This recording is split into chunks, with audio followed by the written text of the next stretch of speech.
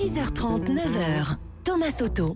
Le débrief de la matinale, les temps forts de ce que vous avez entendu ce matin sur Europe 1. François Hollande n'y va pas, cette fois c'est sûr. Mais alors qui sera le rassembleur de la gauche? Manuel Valls, Emmanuel Macron.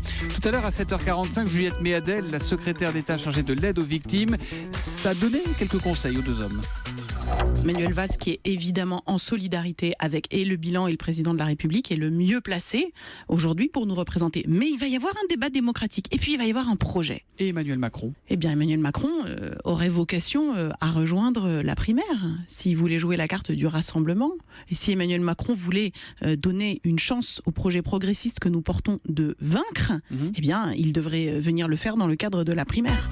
La gauche qui va se recomposer après la décision de François Hollande, mais a-t-elle une chance de gagner en 2017? Pour notre éditorialiste Olivier Duhamel, impossible de le prédire. Il n'y a qu'à prendre l'exemple de la primaire de la droite et du centre avec la surprise François Fillon.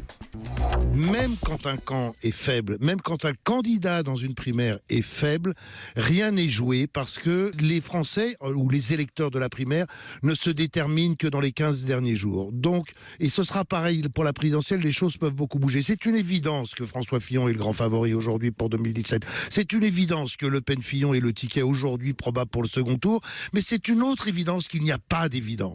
Olivier Duhamel avec les experts tout à l'heure à 7h15 sur Europe 1. Jean-Pierre Mignard est avocat et proche intime de François Hollande.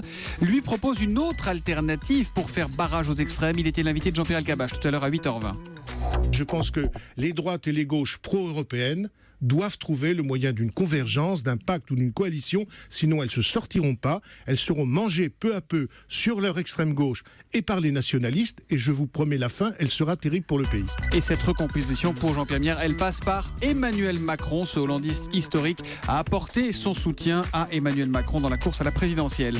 Et puis que sont devenus Victor Pivert, Slimane et Salomon 40 ans plus tard, 43 ans plus tard, Rabbi Jacqueline, la suite du film culte Rabbi Jacob est officiellement lancée. Mathieu Charrier nous en a donné un avant-goût, c'était tout à l'heure à 7h. Il sera plutôt question de la théorie du genre, du mariage pour tous, de la manif pour tous. Ça s'appellera donc Rabbi Jacqueline. L'actrice n'a pas encore été choisie.